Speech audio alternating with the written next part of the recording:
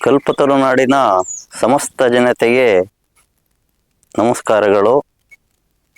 ಇದೇ ನವೆಂಬರ್ 2ನೇ ತಾರೀಕು ನಮ್ಮ ಸೊಗಡು ಜನಪದ ಹೆಜ್ಜೆ ಅದು ಪ್ರತಿ ವರ್ಷ ಒಂದೊಂದು ಕಾರ್ಯಕ್ರಮವನ್ನು ಹಮ್ಮಿಕೊಳ್ತಾ ಬಂದಿದೆ. ಗ್ರಾಮೀಣ ಸೊಗಡನ್ನು ಪ್ರತಿ ವರ್ಷ ಒಂದೊಂದು ರಾಗಿ ರುಚಿ, ಹಲಸಿನ ಮೇಳ, ಅದೇ ರೀತಿ ಈ ವರ್ಷ ಏನು ಸೊಪ್ಪಿನ ಮೇಳವನ್ನು ನವೆಂಬರ್ 2ನೇ ತಾರೀಕು ಆಯೋಜನೆ ಮಾಡ್ಕೊಂಡಿದ್ದಾರೆ.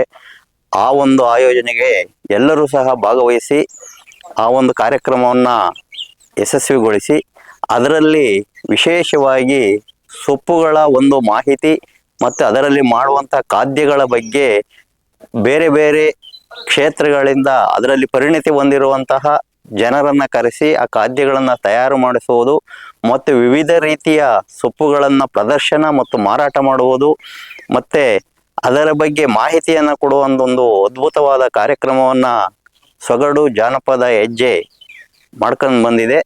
ಈ ಸಲ ಮಾಡ್ತಾ ಇದೆ. ಆ ಒಂದು ಕಾರ್ಯಕ್ರಮಕ್ಕೆ ಎಲ್ಲರೂ ಸಹ ಭಾಗವಹಿಸಿ ಅದರಲ್ಲಿ ವೈವಿಧ್ಯಮಯ ಸೊಪ್ಪುಗಳನ್ನು ನೀವು ನೋಡ್ಬೋದು. ಆ ಸೊಪ್ಪುಗಳಲ್ಲಿ ಬಹಳ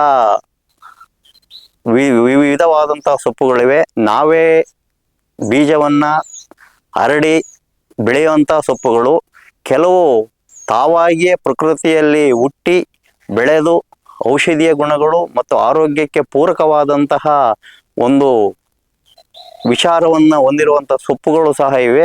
ಅವುಗಳೆಲ್ಲವುಗಳ ಪ್ರದರ್ಶನ ಮತ್ತು ಮಾರಾಟ ಮತ್ತು ರುಚಿಗೆ ತಕ್ಕಂತೆ ನಿಮಗೆ ವಿವಿಧ ಖಾದ್ಯಗಳ ಎಲ್ಲವನ್ನೂ ಸಹ ಅಲ್ಲಿ ಒಂದೇ ಸೂರಿನಡಿ ಮಾಡ್ತಾ ಇದ್ದಾರೆ. ತಾವೆಲ್ಲರೂ ಸಹ ಭಾಗವಹಿಸಿ ಸೊಪ್ಪುಗಳ ವೈವಿಧ್ಯವನ್ನು ನಾವು ನೋಡದಲೇ ಇರತಕ್ಕಂತಹ ಸೊಪ್ಪುಗಳು ಬಹಳಷ್ಟಿದೆ.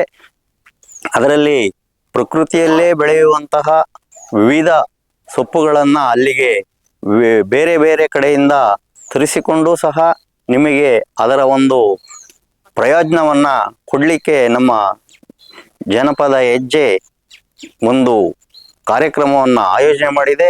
ಆ ಕಾರ್ಯಕ್ರಮದಲ್ಲಿ ತಾವೆಲ್ಲರೂ ಸಹ ಭಾಗವಹಿಸಿ ಅದರ ಸದುಪಯೋಗವನ್ನು ನೀವು ಪಡ್ಕೋಬೇಕು ಅಂತ ಈ ಮೂಲಕ ತಮ್ಮಲ್ಲೆಲ್ಲ ಕೋರ್ಕೊಳ್ತಾ ಇದ್ದೀನಿ.